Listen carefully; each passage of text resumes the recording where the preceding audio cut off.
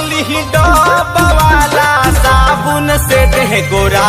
तो बड़ुए तो भेज दी डब वाला साबुन से देह गोरा तो बड़ुए।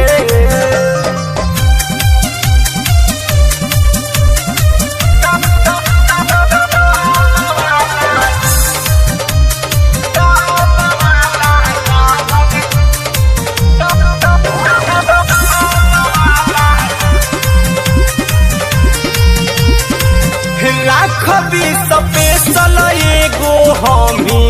यूज करम छुअब त गलिया ए जी हरदम रही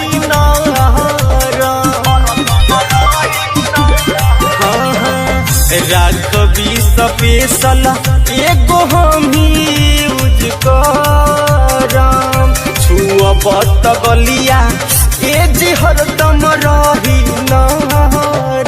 बहुत तालुक घाम पहले बाजू घबरात बड़ुए बहुत तालुक घाम पहले बाजू घबरात बड़ुए त सुनली डब वाला साबुन से देह गोरा तो बड़ुए त भेज दी डब वाला साबुन से देह गोरा तो बड़ुए।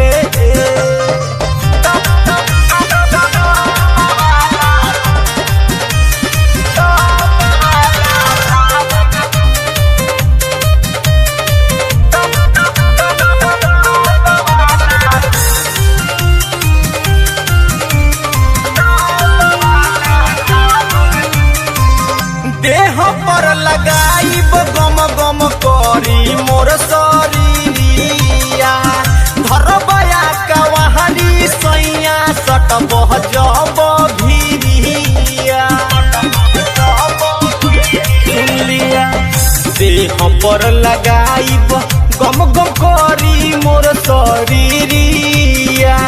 धरबया कवारी राजा सट बहजब भीरिया लौकुस दीवाना लकी मासूम न रहा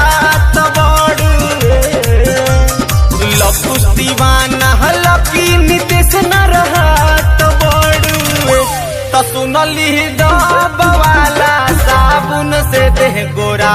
तो बड़ुए तो भेज दी डब वाला साबुन से गाल गोरा तो बड़ुए। आइल बानी गवने जब से देह सवरा तो बड़ुए